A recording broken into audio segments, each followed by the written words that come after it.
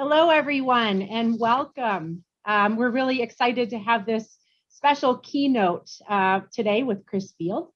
And this is a special event just for Christian living communities and Capella Living Solutions. So we're very grateful to Chris for spending 14 minutes with us today and inspiring us. So Chris Field is an award-winning author, speaker, modern-day abolitionist, nonprofit innovator, business consultant, college lecturer, four-time Guinness World Record holder, a viral sensation, 27-time marathoner, and ice cream lover.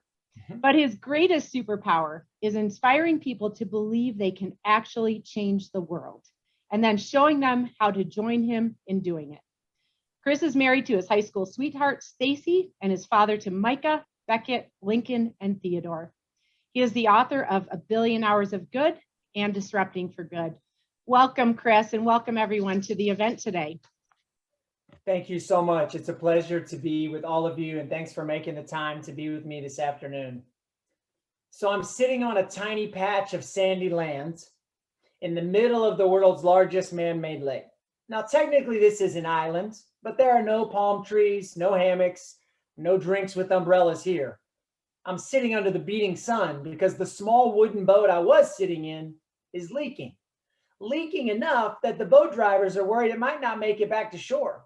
So they're stuffing the holes in the boat with paper and cloth and anything they can, while their colleague furiously scoops water out at a rate that might barely be faster than what's coming in.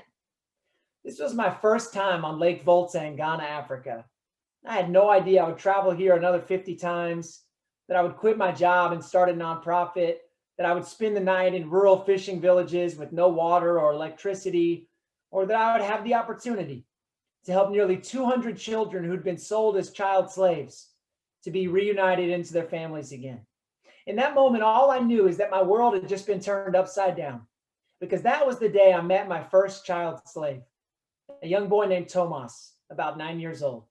He wore a green shirt and a grim face, and his eyes told me without him having to speak that he wanted to be anywhere but where he was.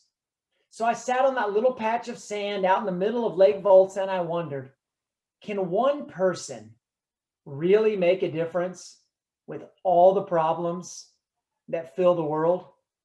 You see, for most of my life, I believed success and helping others was an either or. No one said this to me, it just felt implied. We either do good for others or we do it for ourselves. We either offer compassion to others or we help ourselves. We either lift others up or be elevated ourselves. But the last 10 years of our work in Ghana has taught me that it's not either or, it's and, or at least it can be if we choose for it to be. We can do good for others and for ourselves. We can offer compassion to others and help ourselves. We can lift others up and be elevated ourselves. Now I'm on a mission to help others discover the and in their own lives, to help people give back, even in the smallest ways, to elevate individuals while elevating our world. It's called A Billion Hours of Good. And today I'm inviting you to join me in this global movement that launches along with my book of the same title on this very day, June 8th, 2021. First, today, I'm going to give you a gift. It's the gift of time. You see, the most cited reason for not being able to help others is a lack of time. So I'm going to give you tactical and strategic ways to recapture just 1% of your time, which ends up being 14 minutes a day. Next, I'm going to ask you to re-gift your gift. You know, like when you get an ugly sweater for the holidays and decide to give it to your cousin that you never really liked that much in the first place. My only ask is that you take your new 14 minutes a day and use it however you choose, as long as you're helping others. It can change as often as you like, and you can spend those minutes in any way you want, as long as you're focusing on someone other than yourself. And the third and final step requires zero effort and benefits you entirely. The third step is that you get to enjoy an outsized benefit because you gave selflessly to the world. Now, this may show up as better performance in your job or becoming a better parent or spouse. It may show up as getting a big promotion or landing a big customer. It may show up as a deep sense of internal satisfaction every night when you lay your head on your pillow to know that you've done good.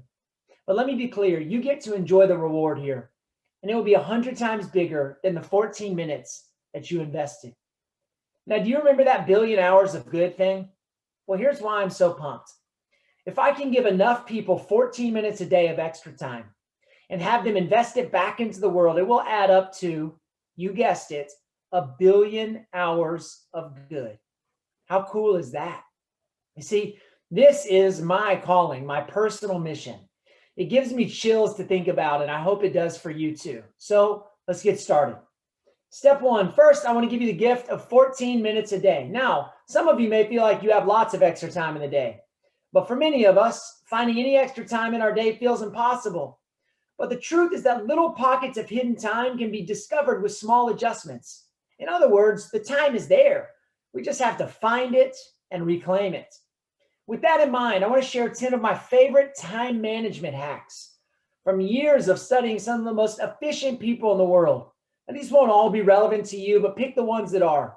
Each one has the chance to give you 14 minutes we're looking for. Pick one or a few and you'll have no trouble reaching our 14-minute target. Number one, cull your closet to only clothes you like. So choosing each day is fast and easy. Number two, you can buy a larger coffee cup so you don't have to keep refilling it. Number three, you can close the door and turn your lights off so no one knows you're in there. You can minimize interruptions. That's a great time saver. Number four, you can teach your kids or your grandkids to manage a new chore or task. Number five, if you can, if you're still working, work from home one day a week to save the commute time. If you can, while you're at it, when you do have those meetings where you're able to work from home, don't get all the way dressed up in your fancy clothes since people can only see you from the waist up. Another way you can do it is to change unnecessary meetings and don't have those meetings. Ask for a phone call instead or turn it into an email. Number six, we can turn off social media and email alerts, and we can take control of all the time we waste on the internet. We can check our email just a couple of times a day instead of 37 times an hour. Number seven, if you have a meeting or a call, you can have it in 20 or 50-minute blocks instead of 30 or 60. Number eight, look each day at what we need to get accomplished and find any efficiencies that could save us valuable minutes. Number nine, we could shift our schedule just a little bit to avoid crowds. Leave 15 minutes earlier to miss the traffic. Have lunch 30 minutes later so we don't hit the crowds. Number 10, this is probably my favorite and maybe the most relevant for many of you. Keep a stop doing list in addition to your to-do list.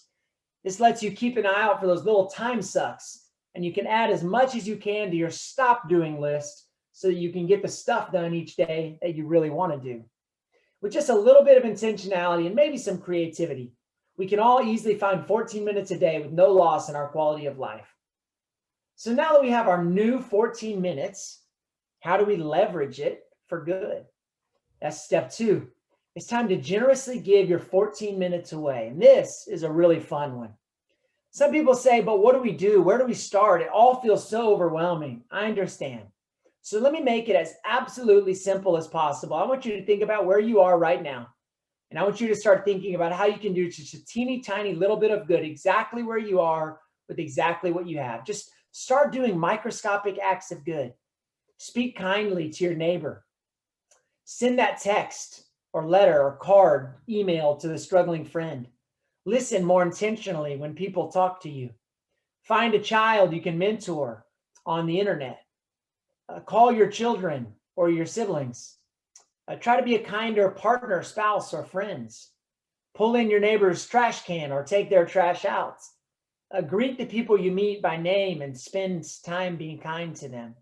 You see, nearly every moment of every day presents us with the opportunity to do good. We just have to seize those moments, big and small. We have to be filled with enough compassion to care and enough courage to show up. We have to reimagine what it means to give. Each one of you has some unique talent or special gift. Whatever it is, your secret sauce. It's what makes you uniquely you. And you can use that to make others. Even if you're retired or whether you're still working, you have the opportunity to use whatever it is that made you special, those skills, those talents. Someone out there, some organization needs exactly what you have, and you can be the bridge that fills that gap. For too long, we've overthought where and how we can help. when the opportunities are literally all around us. But don't get overwhelmed thinking that choosing a cause or project is a lifetime commitment. Instead, think of it like a giving experiment. 14 minutes a day for just 30 days at a time. At the end of that 30 days, do something else if you don't love what you're doing. Just do something. The only way to get better at giving is by giving. Generosity is a muscle that grows when we exercise it. In the same way we found little ways to save time, now we can find little ways to give back for the greater good. And then step 3, open and enjoy your gigantic present. Probably the most unexpected and surprising gift of all. And step 1, we received the gift of 14 minutes a day. In step 2, we generously gave it back to the world. And now we get to savor a feast of unexpected rewards. Remember how I said it's not either or, but and? Well, this is where the fullness of that and is felt and realized. You see, in our doing good for others, we actually become better human beings, better employees, better everything ourselves. But how? I mean, how does that really work? Well, it works because the same qualities required to do good for others translate into all of the other places we find ourselves as well, because none of this happens in a vacuum. Same way that speaking more kindly to a stranger is good, so is speaking more kindly as a friend or boss or leader. The same way that remembering the friend who needs to be checked on is good, so is remembering the coworker going through a hard time, or the friend who told you that someone in their family was going through cancer treatment. You see, the same way that showing empathy to someone struggling is good, so is showing empathy to all the people you meet every day in your normal life, whether that's a caretaker, a friend, a colleague, or just someone that you run into in the hallway. And in the same way that creatively using our skills and gifts to help someone in need is good, so is using that same creativity day in and day out to advance our careers or our post-careers and any other goals we have of who we want to be, the kind of people we want to be, and the kind of legacy we want to leave. And do you know how I know all of this works? Because it's exactly what we've done in Ghana now for over a decade. That leaky boat eventually made it back to shore, and I made it back home to America. But I still couldn't stop thinking about Tomas. So I quit my job and I started a nonprofit to help kids like him. And I went back and forth to Ghana nearly 50 times now. Early on, we discovered that the very people who owned the children and used them to catch fish every day were just as impoverished and desperate as the children and their families. In fact, many of the adults who owned children had been slave kids themselves at one time or another. It turns out the bad guy here was not the poor fishing villages, but the soul-crushing poverty. So we walked into those villages as strangers, and we sat under mango trees and we became friends. We offered to give them the gift of time, to teach them how to start an aquaculture business, growing fish in cages instead of using child labor. And they received that gift from us, but they didn't keep it. They turned around and voluntarily released those slave children back into their families. And now, not only are they breaking the cycle of poverty and living with the moral freedom of having done the right thing, they're actually making more money per family than they were when they used the labor of the children. So I know this works because I've watched it work with dozens of fishing communities and nearly 200 now free children. Let me say that again. I know this works because today in Ghana, there are 200 children sitting in classrooms that used to be sitting on boats as child slaves. If it can be done in rural Ghana, far away from so many of the things we take for granted, I know we can do it right where we are, starting right now. So my question for each one of us today is that same question I asked myself sitting on that sandy patch of land on that first trip to Ghana. Can one person really make a difference with all the problems that fill the world? It's taken me a lifetime of curiosity and learning, but I've learned the answer is a resounding yes. And it just takes 14 minutes at a time. And those 14 minutes will add up day after day, week after week, month after month, and year after year. And when each one of us says yes to those 14 minutes a day of good, this tiny little fraction of our day, it becomes a collective tidal wave of good, 1 billion hours of it.